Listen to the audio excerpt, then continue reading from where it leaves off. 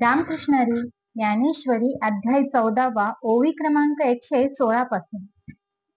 यास्तव अर्जुना, मी बाप आणि माया ही आई. जग हे आमचे लेकरू आहे. या जगात पुष्कळ शरीरे दृष्टीस पडल्यामुळे जग माझे अपत्य असून माझे व त्याचे ऐक्य नाही अशी शंका तुझ्या मनात येऊ देऊ नकोस. कारण सर्व भूतांची उत्पत्ती मन, बुद्धी वगैरे पंच इंद्रियांपासूनच झाली आहे.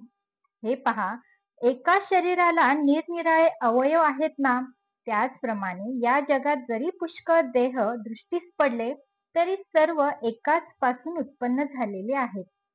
हे बघ, एकाच बीजापासून उत्पन्न झालेल्या झाडास लांब, आखूड, जाड, बारीक अशा खांद्या असतात.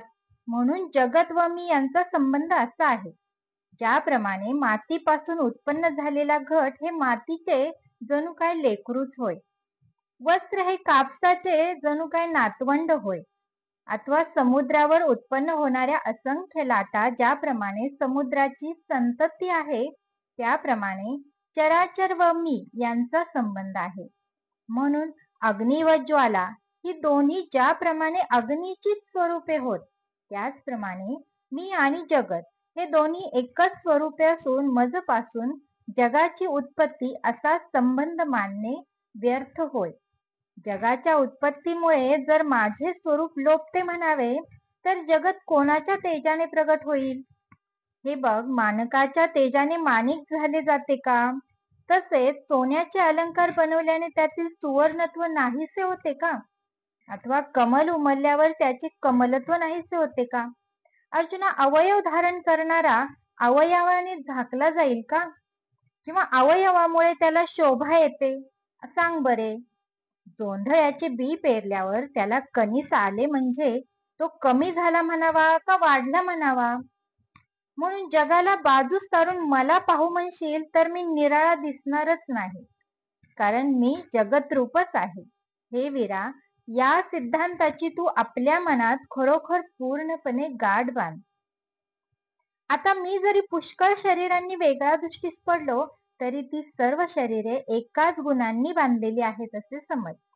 हे कपिध्वजा, ज्याप्रमाणे मनुष्य स्वप्नामध्ये आपण मेलो अशी कल्पना करतो, किंवा कावीळ झालेल्या मनुष्याचे डोळे पिवळे होऊन तो जी जी वस्तू पाहतो ती त्याला पिवळीच दिसते, अथवा सूर्याच्या प्रकाशाने जसे अभ्र दिसते तो अभ्र आच्छादित झाला हेही त्याच्याच तेजाने दिसते, किंवा आपल्यामुळेच पडलेली आपली छाया पाहून जो घाबरतो तो कोणी दुसरा असतो का?